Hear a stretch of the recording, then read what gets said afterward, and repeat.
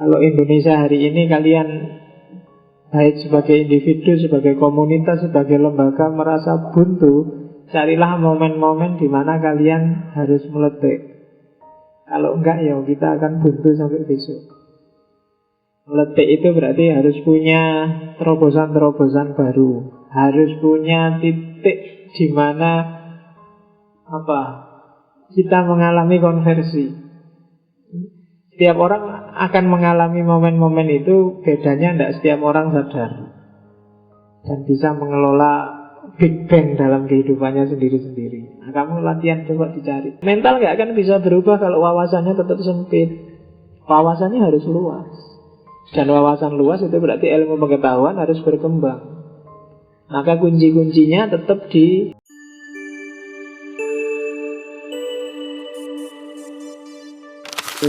Assalamualaikum warahmatullahi wabarakatuh. Bismillahirrahmanirrahim. Alhamdulillah. Nahmaduhu wa nu'minu bihi wa nasta'inuhu wa natawakkalu alaihi wa na'udzu bihi min syururi anfusina wa min sayyiati a'malina. May yahdihillahu fala mudilla lahu wa may yudlilhu fala hadiya lahu. Allahumma shalli wa sallim wa barik ala habibina wa syafi'ina sayyidina wa maulana Muhammadin sallallahu alaihi wasallam wa ala alihi wa ashabihi wa man tabi'ahum bi amma ba'du. Alhamdulillah, akhirnya kita bisa mulai lagi ngaji filsafat kita. Oke. Jadi season ini akan penuh dengan cerita filsafat barat, cuma era modern. Nah, awali dari Big Bang-nya filsafat barat. Big Bang itu meletiknya filsafat barat. Yang itu diawali dari dua peristiwa besar yang kita kenal sebagai Renaissance dan Aufklärung, pencerahan, enlightenment kalau dalam bahasa Inggrisnya. Ini dua rentetan peristiwa yang mengawali lahirnya peradaban besar dunia yang disebut modern, yang bahkan sampai hari ini dominasi barat dengan modernismenya masih kuat. Diakui atau tidak, kita adalah orang-orang yang dibentuk dengan cita rasa barat modern. Karena sistem pendidikan, cara berpikir, dominasi ilmu-ilmu itu semuanya versi barat modern. Kamu sejak kecil SD yang diajari kan versi-versi barat yang modern.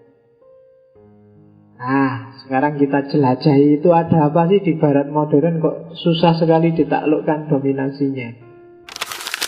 Diawali dari Renaissance. Jadi peristiwa meletiknya peradaban barat, munculnya kesadaran besar di barat setelah sebelumnya orang menyebutnya era gelap, dark age. Jadi era buntu pokoknya. Jadi, dan kebuntuan itu akhirnya cair, akhirnya meledak dan meletik di Renaissance, kemudian lahirlah modernisme. Kalau Indonesia hari ini kalian baik sebagai individu, sebagai komunitas, sebagai lembaga merasa buntu, carilah momen-momen di mana kalian harus meletik. Kalau enggak ya kita akan buntu sampai besok. Meletik itu berarti harus punya terobosan-terobosan baru, harus punya titik di mana kita mengalami konversi. Setiap orang akan mengalami momen-momen itu, bedanya tidak setiap orang sadar dan bisa mengelola Big Bang dalam kehidupannya sendiri-sendiri. Nah, kamu latihan coba dicari fenomena sekelilingmu, mungkin wawasan-wawasan. Allah itu menyediakan banyak sekali fasilitas. Silahkan kamu ambil di titik mana kamu ingin mentransformasi dirimu, memeletikkan dirimu. Meletik itu saya tidak tahu bahasa Indonesia ini apa ya. Meletik itu dari terpuruk, tiba-tiba itu bahasa Jawa, cuma bahasa Indonesia ini susah. Oh iya, saya susah nyari padanannya bahasa Indonesia itu. Kapan-kapan kalau kita nulis pakai bahasa Indonesia, carilah momen meletik dalam hidup kita itu ibu. Kita harus sadar juga, nggak sadar, nggak terlalu sadar. Jadi agak semacam ada loncatan. Jadi ada konversi, pembalikan.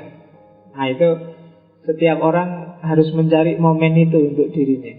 Dulu saya kuliah filsafat semester 1 sampai lulus itu merasa sarjana S1 filsafat tapi merasa tidak ngerti apa-apa gitu. Meskipun nilai bagus-bagus, tapi merasa kalau seandainya aku diajak ngobrol tentang filsafat merasa tidak berdaya gitu. Tapi kuliah S2 ada beberapa dosen, ada beberapa peristiwa, beberapa momen yang bikin aku oh iya ya mungkin ini intinya filsafat itu. Padahal itu mungkin bukan intinya filsafat, tapi inspirasi dari 1-2 kajian bikin mata terbuka. Karena tadi tak sebut Big Bang, ada benturan besar yang kemudian melahirkan peradaban baru. Kalau urusannya dunia, tapi urusan sendiri-sendiri ya berarti kamu carilah peletiannya. Kalau kamu nggak meletik sampai besok tua ya mungkin kamu jadi orang kaya, mungkin punya istri cantik, punya anak banyak, tapi tidak jadi siapa-siapa. Sejarah nggak akan mencatatmu. Ya mungkin dicatat oleh anak cucumu di buku silsilah keluarga, tapi nggak ada orang peduli kamu mau ngapain aja, nggak ada. Makanya kalau ingin namamu dicatat oleh sejarah harus ada momen-momen kamu meletik dan jadi sesuatu, katanya Syahrini. Ya kalau nggak jadi sesuatu kan orang terus kamu itu apa sih, sebagai apa sih, khasmu itu apa sih, itu kan namanya meletik. Makanya motivator-motivator modern itu kan selalu bilang berpikirlah out of box, di luar kotak. Karena kalau kamu bulet di kotakmu itu mungkin susah nyari momen untuk kamu meletik. Jadi coba menjelajah kemana-mana. Kalau kuliahnya filsafat, sekali-sekali lihat bidang-bidang keilmuan lain, mungkin ada yang menginspirasi. Jadi berpikir out of box, di luar kotak. Oke, kita lihat Renaissance Barat dan Aufklärung itu ada apa sih?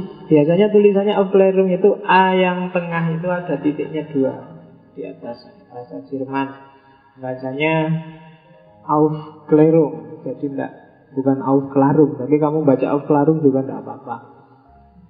Yalah, orang-orang kan ngerti karepe kan. Kalau bahasa, kan ada pepatah bahasa al-lughah itu al-fahm. Bahasa itu intinya ya paham. Tukang beca aja ngomong bahasa Inggris, turis-turis paham kan. Meskipun kamu yang kuliah kadang-kadang nggak pede, tapi tukang beca itu ngomong sak-sake paham. Karena dan komunikasi jalan. Dibandingkan kamu yang mahasiswa yang grogi kalau didekati turis itu, mereka bagi saya lebih punya nyali. Dan bahasa itu paham. Orang Inggris sendiri kalau ngomong kamu uji pakai grammarnya juga saya nggak jamin mereka bisa jawab.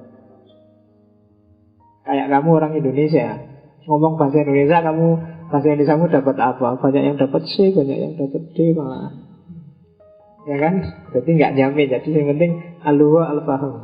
Bahasa itu yang penting orangnya paham. Oke. Dunia filsafat modern yang akan kita jelajahi di season ini sekedar wawasan aja. Sejauh yang saya tahu ada 1, 2, 3, 4, 5, 6, 7, 8 titik yang harus kita jelajahi. Yang pertama hari ini Renaissance. Terus rasionalisme, empirisme, Aufklärung. Jangan salah, Aufklärung itu sekitar 2-3 abad setelah Renaissance. Jadi bukan momen yang sama sebenarnya.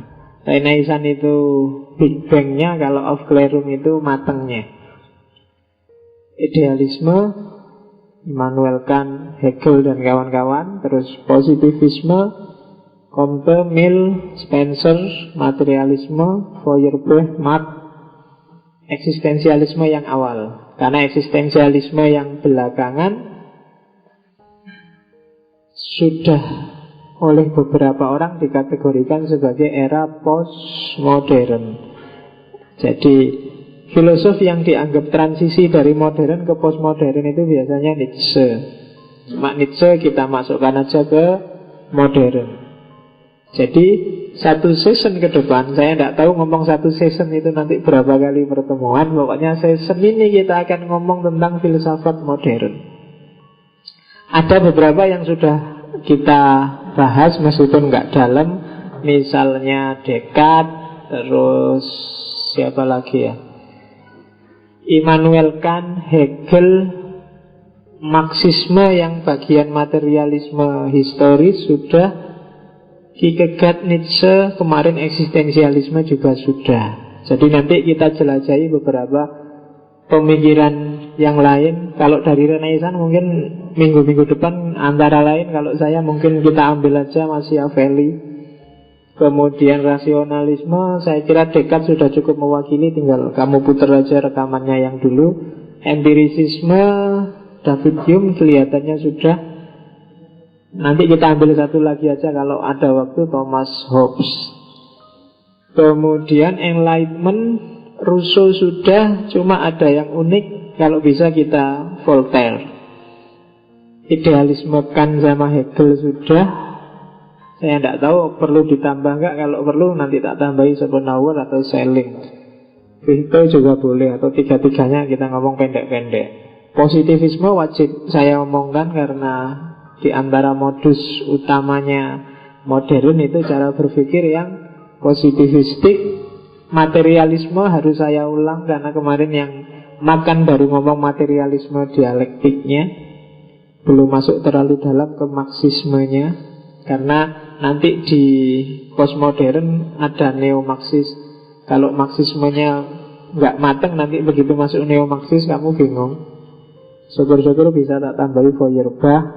Eksistensialisme awal nggak perlu karena kalian pasti sudah kemarin. Sebelum Islam kan kita ngomong panjang lebar tentang eksistensialisme.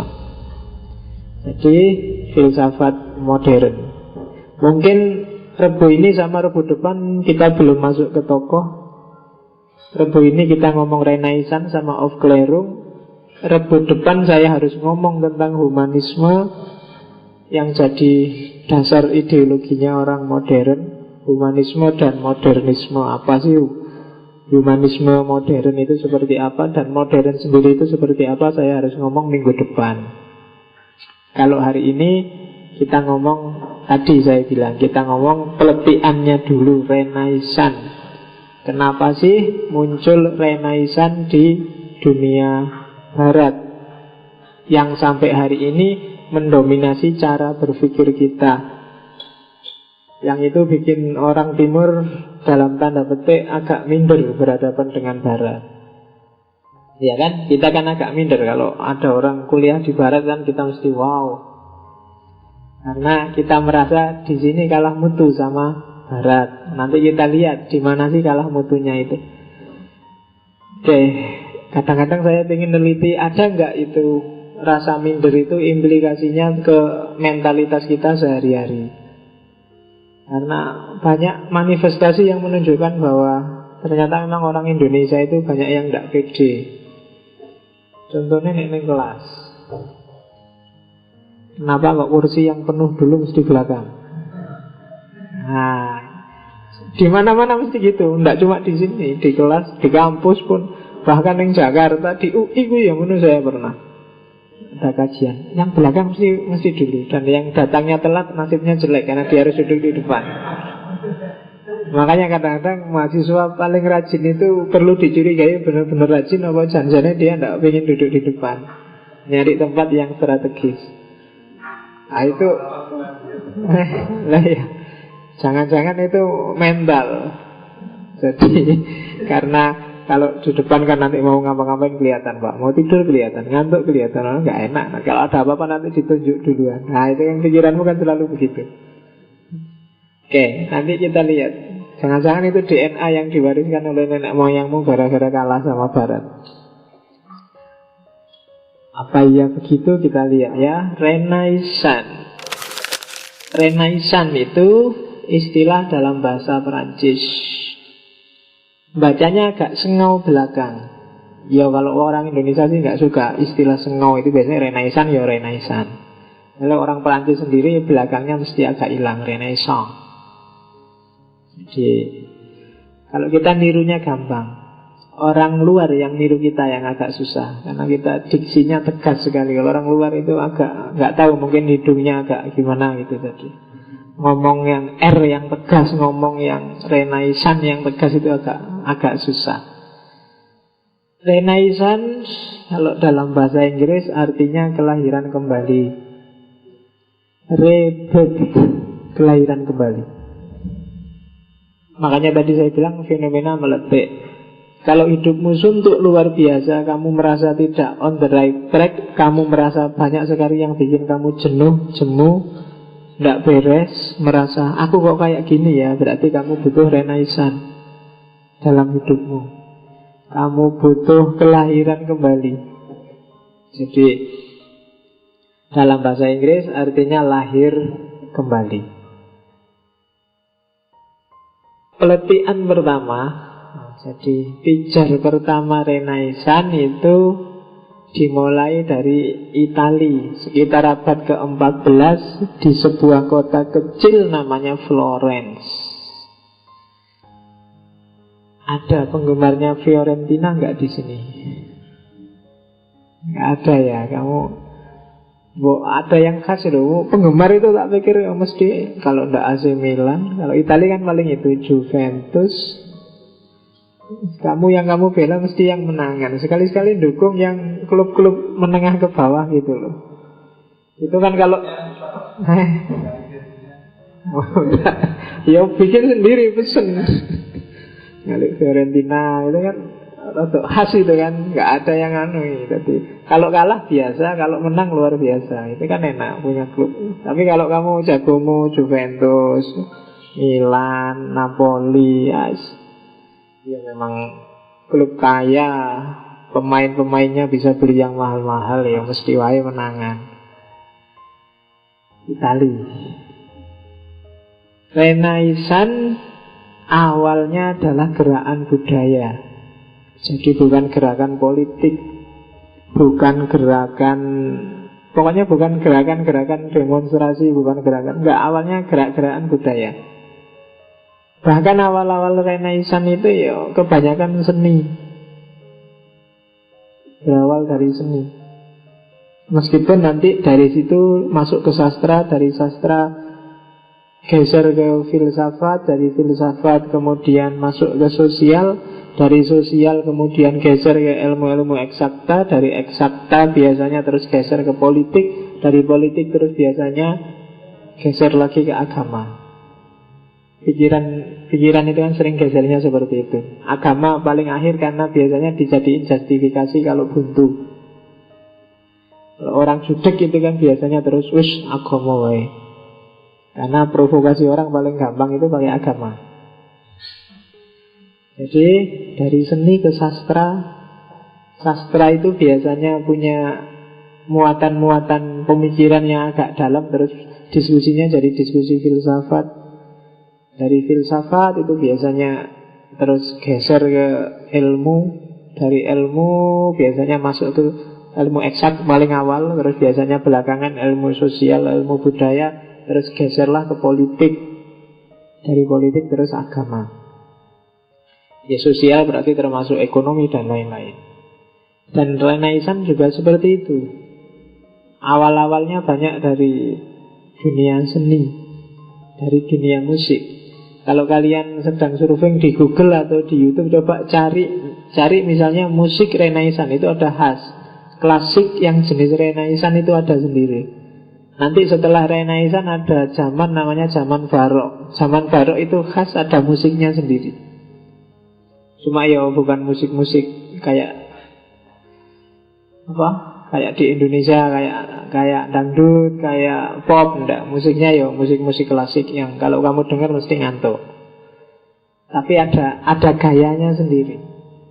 Ada tokoh-tokohnya sendiri. Saya lupa kelihatannya pernah ngomong ini ketika ngomong estetika. Dulu mungkin pernah tak contohkan sak model-modelnya. Oh ini loh musik Renaissance, ini loh musik Barat. Kamu cek lagi di rekaman-rekamannya mungkin ada. Dan Renaissance persis gerakan seperti itu. Yang paling menonjol dari Renaissance, kenapa itu kemudian disebut era meletiknya dunia barat, adalah manusia berani berpikir secara baru. Kebalikannya, antitesis dari cara berpikir abad tengah. Kalau di situ disebut, sebelumnya orang berpikir itu viator mundi. Di era Renaissance dibalik jadi fabel mundi. Viator mundi itu orang yang alas hidupnya, paradigmanya, worldview-nya, dia merasa bahwa hidup ini adalah sementara. Hidup ini, kalau orang Jawa bilang, hanya mampir ngombe. Jadi kita di dunia ini cuma tamu yang sebentar. Paradigma yang pasif, yang pasrah semacam ini oleh orang Renaissance dibalik jadi fabel mundi, bahwa enggak, kita yang punya dunia ini. Kita bisa berkreasi apapun di dunia ini. Faber itu kerja. Jadi kebalikannya. Jadi kita kan sering dinasihati orang, udah jangan ngoyo-ngoyo, urip iki mau mampir ngombe. Jadi mampir sebentar, minum, terus berangkat lagi. Kita jadi tamu di dunia ini. Kalau tamu kan gak berani macam-macam. Tuan rumahnya siapa ya nggak jelas kan. Kalau kamu berani nggak tanya, urip ning dunia ini cuma mampir ngombe, kamu berani tanya nggak, mampir minum itu yang nyediain minum terus siapa? Yang masak airnya biar bisa diminum terus siapa? Kalau semuanya nunggu mampir ngombe, yang tuan rumah ngasih minum siapa? Maka terus orang barat meletik dibalas saja, jadi enggak, kita bukan cuma tamu di dunia ini, kita yang punya dunia ini. Ya kan? Ya kalau Islam separuh, kita yang punya cuma hanya mewakili yang punya yang sejati. Kalau di Islam disebut khalifah. Khalifah itu kan nama lain kita sebenarnya yang punya dunia ini. Ayo kita kreasi sesuai dengan kemampuan, kapasitas kita. Meskipun kita tidak pemilik yang sejati, kita cuma dititipi. Boleh dipakai, boleh dinikmati, asal tidak nabrak larangan-larangan dari yang punya yang sejati, kan gitu. Jadi kesadaran baru, peletihan baru, jadi munculnya paradigma baru di barat. Dari paradigma pasif yang menganggap kita hanya sekedar mampir di dunia ini, dibalik 180 derajat jadi paradigma yang aktif bahwa kitalah yang harusnya berkreasi, mengelola dunia ini. Dan ini luar biasa nanti dampaknya dalam hidup. Makanya saya bilang, kalau kalian merasa kok hidupmu monoton, membosankan, jenuh, mau ngapain gak jelas, gak ngapa-ngapain juga gak enak, berarti kamu mengalami kebuntuan. Jangan-jangan paradigma berpikirmu keliru. Baliklah, cari berpikir yang agak alternatif, terus gantilah paradigmamu biar berubah caramu menanggapi realitas. Ngaji ini, kalau agama kan menyebutnya niat. Paradigmamu apa, itu menentukan kamu akan bosan apa enggak, kamu ingin ngaji terus apa enggak, kamu ingin setengah aja apa enggak, kamu merasa cukup dengan rekamannya aja apa enggak. Itu menentukan loh. Jadi paradigma, worldview, alas berpikir itu bagi saya penting. Realitasnya bisa sama, tapi tanggapan yang berbeda bisa berbeda. Kamu melihat ada air putih, ada teh. Itu kalau paradigmamu, misalnya paradigma sederhana, ya biasalah satu air putih, satu teh. Kalau nggak seneng manis-manis, ya minum air putih. Kalau nggak seneng itu biasa. Tapi mungkin kamu ganti paradigmamu, enggak, ini simbolik ini. Ini melambangkan Indonesia, satu merah, satu putih. Terus ada lagi, enggak, ini kiasan dari takmirnya untuk yang ngaji hari ini. Kalau ngaji jangan tafsir kan, itu paradigma berpikir. kamu seneng, kamu sedih, kamu nggak enak. Itu sebenarnya permainan worldview-mu sendiri melihat realitas.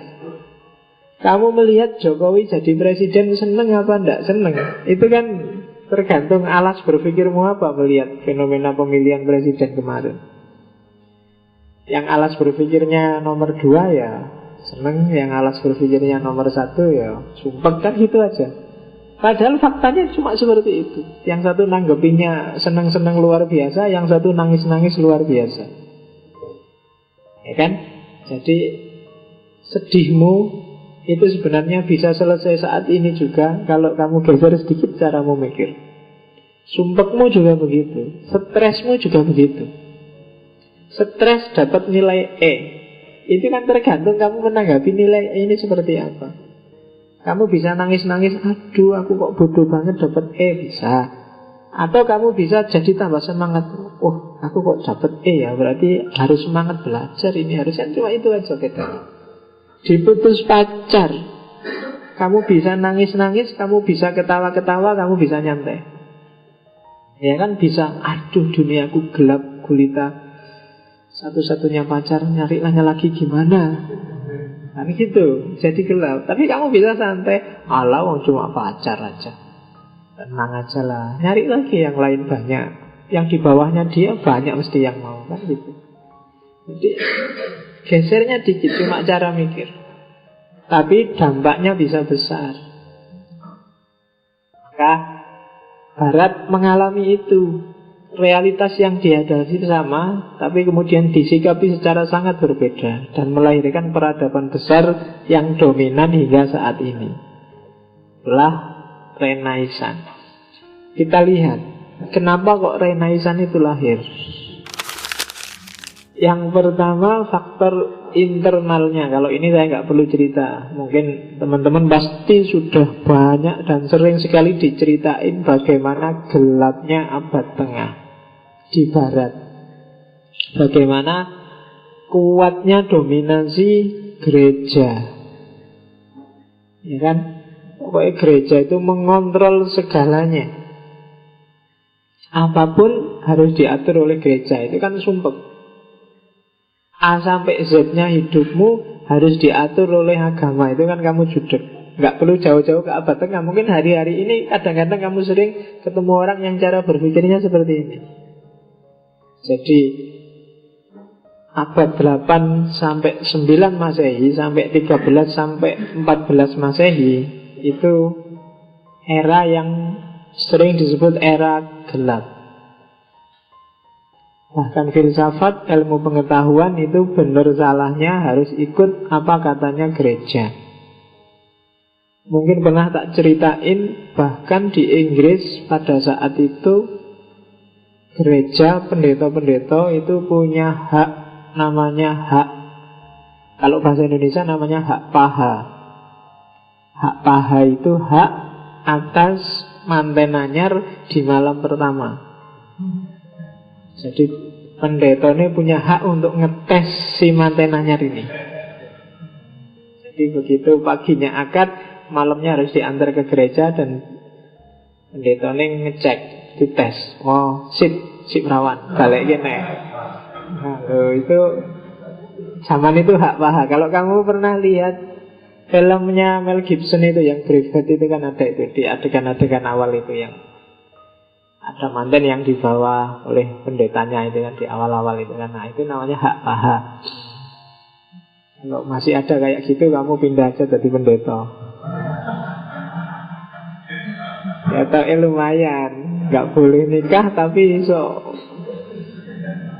Kalau sawal-sawal gini banyak orang nikah, seneng gitu pendeta. Bisa sehari 3-4 kali itu jamaahnya banyak yang manten anyar. Sejauh itu, meskipun nggak semua sekte, tapi ada yang seperti itu. Bahkan pendidikan pun kalau di situ yang skolastik itu yang nanti diterjemah di Indonesia jadi sekolah. Modelnya juga, isi pelajarannya juga harus menyesuaikan dengan dogmanya gereja. Kurikulumnya juga harus manut dawuhnya gereja, fatwanya gereja. Jadi pendidikannya mengabdi gereja, ilmunya mengabdi gereja, hidup sehari-hari juga manut apa kata gereja. Kamu boleh punya rumah di mana, boleh punya tanah berapa, bahkan tadi kawin sama siapa itu harus izin gereja. Bahkan kamu punya dosa sebesar apapun, dosamu bisa ditebus di gereja kalau kamu punya uang. Kan bisa beli sertifikat penebusan dosa. Kan enak. Takmir masjid bisa dipakai itu idenya. Masjid Jenderal Sudirman menjual sertifikat penebusan dosa. Ini kan lumayan. Kamu dapat uang banyak kan? Kalau ngaji gini bisa sama snacknya sekalian, nggak cuma teh. Hasil penjualan sertifikat. Wah. Jadi kalau ada orang habis melakukan apa yang salah-salah, terus ngaku dosa di depannya takmir, terus sama takmirnya di ACC disempel, sah, sudah diampuni. Itu kan enak. Zaman kayak gini kan banyak orang yang stres gara-gara punya dosa dan nggak bisa ngaku kemana-mana. Jadi terus stres. Kita buka kesempatan untuk orang-orang yang ingin ngaku dosa. Tapi itu gereja zaman dulu. Sertifikat penebusan dosa. Yang ini bikin orang-orang pinternya itu judek luar biasa. Ini gimana? Jelas-jelas tak lihat warnanya hitam, tapi kalau gereja bilang tidak boleh bilang hitam ya, harus disebut putih. Tidak boleh kita bilang hitam, harus ngomong putih. Kalau nekat, wah urusannya diserbu FPK atau FPK Kristen FPK ya. Front Pembela Kristen.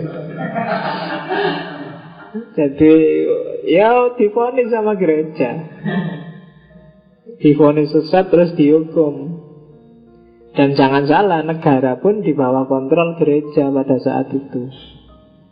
Nah, jadi kalau ketika orang sudah dipressure sedemikian rupa, ya akhirnya tadi meletik sudah, memberontak, membalik. Oke, terus faktor eksternal. Simpel kalau faktor eksternalnya. Di dalam pressure luar biasa, terus terinspirasi saat itu memang oleh dunia Islam yang sedang jaya-jayanya. Jadi secara umum agak terpesona oleh Islam saat itu. Jadi dulu hubungan antara dinasti Islam di semenanjung Iberia, bukan Siberia ya, Iberia. Jadi Eropa itu ada 3 semenanjung besar, ada semenanjung Iberia, ada semenanjung Itali, dan semenanjung Balkan. 3. Kalau Iberia itu di barat daya itu di sana barat, sana ya barat daya, sana barat laut, timur laut, tenggara. Jadi sebelah sana, sebelah barat selatan itu semenanjung Iberia. Di sana ada Spanyol, Portugal, Perancis bagian. Itu semenanjung Iberia. Daerah itulah nanti yang banyak kontak dengan sisi Eropa yang lain yang Kristen, semenanjung Itali. Nanti yang Perancis yang separuh masuk Iberia tadi, banyak pendeta-pendeta Perancis yang berkesempatan belajar di kampus-kampus Islam, di pusat-pusat pendidikan Islam saat itu. Banyak, termasuk beberapa filosof. Francis Bacon misalnya, itu kan alumni Nizomia pada zamannya. Jadi beberapa tokoh besar belajar ke sana. Ya intinya kebalikannya sekarang lah. Kalau sekarang kan yang Islam-Islam bodoh belajar ke barat. Kalau dulu yang barat-barat belajar ke Islam. Nah, dari situ terus mereka sadar tidak bisa memang kita terkungkung oleh gereja itu. Salah model keberagamaan kita, kehidupan kita sehari-hari. Nah itu yang pertama. Yang kedua, perang salib. Yang tidak sempat kontak langsung dengan dunia pendidikan, yang ngalami yang namanya perang salib. Perang salib itu kan perang panjang Islam Kristen yang puluhan abad, dan ada 6 sesi perang salib itu. Ceritanya ngeri-ngeri, dan kapan-kapan kamu silahkan baca ceritanya perang salib itu. Idenya aneh-aneh.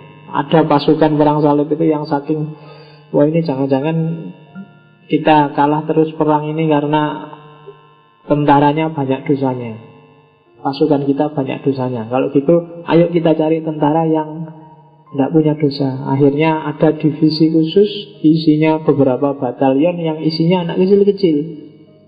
Nah, dianggapnya anak kecil-kecil itu nggak punya dosa, terus disuruh perang. Ya, wallahu a'lam bishawab. Wassalamualaikum. Anak kecil-kecil kok disuruh perang. Banyak cerita-cerita mengenaskan wong namanya perang. Cuma dari perang itu beberapa kalangan di barat terbuka matanya. Oh iya ya, ada peradaban unggul dari sisi ilmu pengetahuan. Peradaban Islam saat itu kok tidak kayak kita ya. Mereka kok bisa unggul seperti itu, mereka kok bisa jaya. Nah, itu perang salib, faktor eksternal. Yang ketiga, abad 13-14 awal Renaissance itu, sebagaimana di Islam dulu. Islam itu dulu kan jasanya Barat juga, cuma bukan Barat Eropa Italia, tapi Barat Yunani. Penerjemahan besar-besaran bukunya para filosof Yunani, terus Islam meletik. Barat juga begitu. Selama 2 abad itu terjadi juga penerjemahan buku-buku dalam bahasa Arab. Buku-bukunya Ibnu Rus, buku-bukunya Ibnu Sina. Meskipun nanti Ibnu Rus jadi Averroes, Ibnu Sina jadi Avicenna, itu kan hasil terjemahan dari bahasa Arab ke bahasa Latin. Jadi kamu kan heran, kok ada nama aneh-aneh ya, kok enggak? Kan itu memang terjemahannya orang Barat saat itu, dari Arab ke Latin, sepanjang 2 abad. Dari situ mereka semakin sadar lagi pentingnya bebas dari kungkungan gereja. Terus yang keempat, banyak pelarian perang. Ini agak ke belakang lagi, tahun 1435, abad ke-14 ke tengah. Jadi ketika Konstantinopel dikalahkan oleh Turki Utsmani. Mungkin ada yang sudah lihat filmnya. Filmnya juga judulnya 1435 kelihatannya. Ketika Al-Fatih menaklukkan Konstantinopel. Ketika Konstantinopel itu kan dulunya bagian dari Romawi. Jadi Romawi yang sebelah timur. Jadi Romawi Timur itu ibu kotanya Konstantinopel. Konstantinopel itu dulunya namanya Bizantium. Terus oleh Kaisar Romawi namanya Konstantin, diganti namanya jadi Konstantinopel. Terus diganti kemudian juga setelah Konstantinopel, namanya juga sempat diganti jadi Istanbul. Istanbul itu sebenarnya bukan bahasa Arab, itu sebenarnya bahasa Yunani. Istanbul itu artinya kota. Jadi Istanbul. Nanti setelah Turki jadi Turki modern, Mustafa Kemal itu namanya dikembalikan lagi ke Istanbul. Jadi kembali ke Istanbul, tidak lagi pakai nama Konstantinopel yang sekarang kita kenal jadi ibu kotanya Turki, itu kan Istanbul. Kalau di Indonesia dulu zaman saya aliyah sanawiyah itu ada Quran kecil yang cuma sak jempol gini, tebelnya segini, dan itu lengkap mulai Al-Baqarah sampai An-Nas, mulai Al-Fatihah sampai An-Nas, itu namanya Quran Istanbul. Itu sebenarnya aslinya dari sana, Istanbul. Kalau baca harus pakai kaca pembesar, cuma pasti jarang dibaca, biasanya dipakai jimat. Ya, Qurannya cuma segini. Saya nggak tahu di Jogja ada nggak ya. Mungkin cari di pesantren biasanya masih ada. Dulu saya punya 2, beli aja. Zaman saya di Jember bisa beli di pasar-pasar, toko-tokonya orang Arab itu pasti ada. Namanya Quran Istanbul. Kamu beli aja, itu buat koleksi nggak apa-apa. Siapa ngerti ampuh bener jadi jimat. Kalau baca harus pakai kaca pembesar itu. Quran Istanbul. Quran Istanbul. Konstantinopel, kota tua yang dulunya namanya Bizantium. Nah, ketika ditaklukkan oleh Turki Utsmani, oleh Islam ini, pendeta-pendetanya, orang-orang pinternya terus melarikan diri, ngumpul tadi di kota Florence. Di situ terus karena orang-orang sama-sama pinternya, senasib seperjuangan, ada diskusi-diskusi intensif, ada tukar pikiran, lama-lama muncul kesadaran bersama untuk membangkitkan ilmu pengetahuan. Muncul kesadaran bahwa kalau Barat ingin maju, ya ilmu pengetahuannya harus meningkat. Dari situlah nanti lahir Renaissance, lahir pembalikan besar-besaran paradigma berpikirnya. Jadi kalau ingin berubah, yang harus diawali dulu memang cara berpikir dan sistem ilmu pengetahuannya. Indonesia juga begitu. Kalau masih hanya sibuk dengan ekonominya, tidak akan ada Renaissance. Akan tetap seperti ini. Makanya Jokowi bikin revolusi mental itu kan. Sebenarnya tidak semata-mata mentalnya. Mental nggak akan bisa berubah kalau wawasannya tetap sempit. Wawasannya harus luas. Dan wawasan luas itu berarti ilmu pengetahuan harus berkembang. Maka kunci-kuncinya tetap di Departemen Pendidikan dan Departemen Agama dan Departemen, kalau fisik ya berarti Departemen Kesehatan. 3 departemen yang paling korup di Indonesia: Pendidikan, Agama, dan Kesehatan. Fisiknya korup, otaknya korup, agamanya korup. Dan itulah kita di Indonesia. Maka butuh Renaissance, butuh meletik. Saya tidak tahu kapan kamu meletik itu. Indonesia loh ya. Oke. Jiwanya, semangatnya Renaissance itu apa sih? Itu tak ambil dari beberapa tokohnya. Ada Leonardo da Vinci, Francis Bacon, George Berkeley, Marsilio Ficino, Galileo. Mungkin ada beberapa istilah yang kalian pernah dengar. Jadi semangat yang paling kelihatan adalah semangat saintifik, semangat keilmuan ilmiah yang empiris. Itu semangatnya Renaissance. Ya kayak kata-katanya Leonardo da Vinci itu. Mekanika adalah surganya ilmu pasti. Sebab itu para pelajar, pelajarilah ilmu pasti. Jangan membangun tanpa dasar. Eksperimen menjadi juru bicara alam dan manusia. Pengalaman tidak pernah berdusta. Bahkan Tuhan aja disuruh, engkau wahai Tuhanku, hargailah kami dengan jerih payah kami. Itu Leonardo da Vinci. Tidak ada yang bisa sepasti pengalaman kita seharian.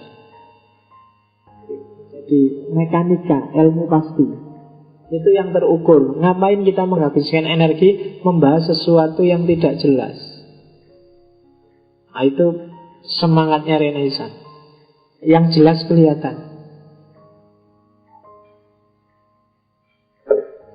Nah, tehnya manis jelas, pasti, terukur, tidak bisa dibantah. Wong aku minum sendiri kan gitu.